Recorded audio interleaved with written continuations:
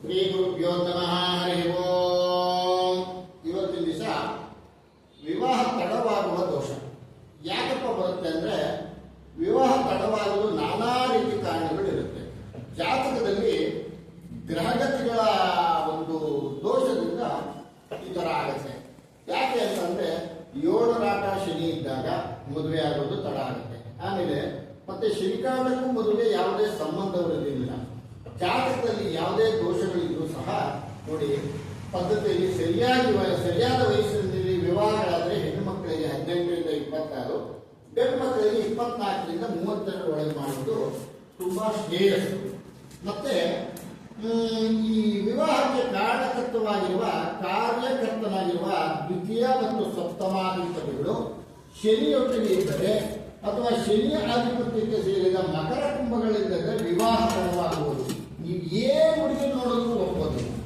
ಆಮೇಲೆ ಗಂಡಿಗೆ ವಿವಾಹ ಕಾರಣಕರ್ತನಾದ ಶುಕ್ರ ಅಥವಾ ಹೆಣ್ಣಿಗೆ ವಿವಾಹ ಕಾರಣಕರ್ತನಾದ ಗುರು ಇವರುಗಳು ಶನಿಯಿಂದ ವೀಕ್ಷಿತರಾಗಿದ್ದರೆ ಅಥವಾ ಶನಿ ನಕ್ಷತ್ರದಲ್ಲಿ ಇಲ್ಲವೇ ಶನಿ ನವಾಂಶದಲ್ಲಿದ್ದಾಗ ವಿವಾಹ ತಡವಾಗುತ್ತದೆ.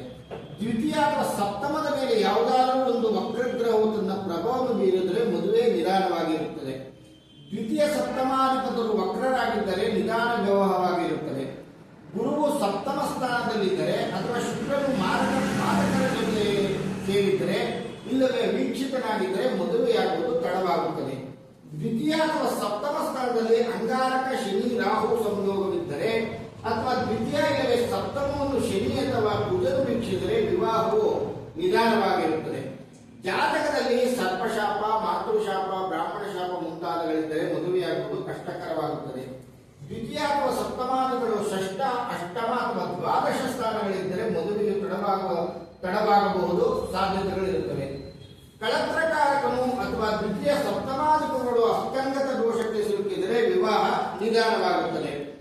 ಜಾತಕದಲ್ಲಿ ಈ ಬಗೆಯ ದೋಷವಿರುವುದು ತತ್ಸಂಬಂಧಿತ ಗ್ರಹ ಶಾಂತಿಗಳನ್ನು ಆಚರಿಸಿಕೊಳ್ಳಬೇಕು. ಶ್ರೀನಿವಾಸ ಕಲ್ಯಾಣ, ಗಿರಿಜ ಕಲ್ಯಾಣ, ಲಕ್ಷ್ಮೀ ನರಸಿಂಹ ಕಲ್ಯಾಣ ಹಾಗೂ ಸುಬ್ರಹ್ಮಣ್ಯ ಕಲ್ಯಾಣ ಹಾಗೂ ಅರ್ಕ ವಿವಾಹ ಇವುಗಳನ್ನ ಮಾಡಿಸ್ತಕ್ಕಂಥದ್ದು. ಯಾಕೆ ಅಂದ್ರೆ ಇವತ್ತಿನ ದಿವಸ ಏನಾಗಿದೆ ಅಂದ್ರೆ, ಅಸಲಿಗೆ ಎಲ್ಲ ಏನಾಗುತ್ತೆ ಅಂದ್ರೆ ಜಾತಕನೇ ಗೊತ್ತಿರಲ್ಲ. ಸುಮ್ಮನೆ ಅಲ್ಲೋಗಿ ಇಲ್ಲೋಗಿ ಸುಳ್ಳು ಜ್ಯೋತಿಷಗಳಿಂದ ಎಲ್ಲ ನೋಡಿ. ನಮ್ಮ ಹತ್ರ ಒಂದು 10 ಜನ ಬಂದಿದ್ರು, ಎಲ್ಲ ಸುಳ್ಳು ಜ್ಯೋತಿಷರು. ಎಲ್ಲ ಹಂಗಾಗಿದೆ ಹಿಂಗಾಗಿದೆ ಈ ತರ ಗ್ರಹಗತಿಗಳನ್ನ ಕಂಡುಹಿಡಿಯೋದೇ ಗೊತ್ತಿಲ್ಲ ನಿಮ್ಗೆ. ಸುಮ್ಮನೆ ಹಿಂಗಾಗಿದೆ ಈ ದೋಷ ಇದೆ ಆ ದೋಷ ಇದೆ ಅಂತ ಮಾಡ್ತಾರೆ. ಕಡೆಗೆ ನಮ್ಮ ಹತ್ರ ಬರೋ ಅಷ್ಟೊತ್ತಿಗೆ ಎಲ್ಲ ಮುಗಿಸ್ಕೊಂಡು ಬಂದಿರ್ತಾರೆ. ಊರೆಲ್ಲ ಕೊಳ್ಳೆ ಹೊಡೆದ ಬಾಗಿಲು ಹಾಕೋದು ಅನ್ನೋ ಪರಿಸ್ಥಿತಿ. ಅದರಿಂದ ಇವೆಲ್ಲ ನೋಡಿಕೊಂಡು ನೀವು ಪರಿಹಾರ ಮಾಡಿಕೊಂಡಾಗ ವಿವಾಹ ಆಗುತ್ತೆ. ಯಾವುದೇ ಕಾರಣಕ್ಕೂ ಸಹ ನಮ್ಗೆ 18ರಿಂದ 24 ಹೆಣ್ಮಕ್ಳಿಗೆ ಮದುವೆ ಮಾಡಬೇಕು. 24ರಿಂದ 32 ಒಳಗಡೆ ನಿಮ್ಗೆ ಗಂಡು ಮಕ್ಕಳಿಗೆ ಮದುವೆ ಮಾಡಬೇಕು.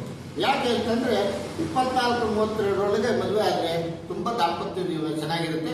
ಒಳ್ಳೇದಾಗ್ಲಿ. ಸರ್ವೇ ಜನ ಸುಖಿನೋ ಭವಂತು.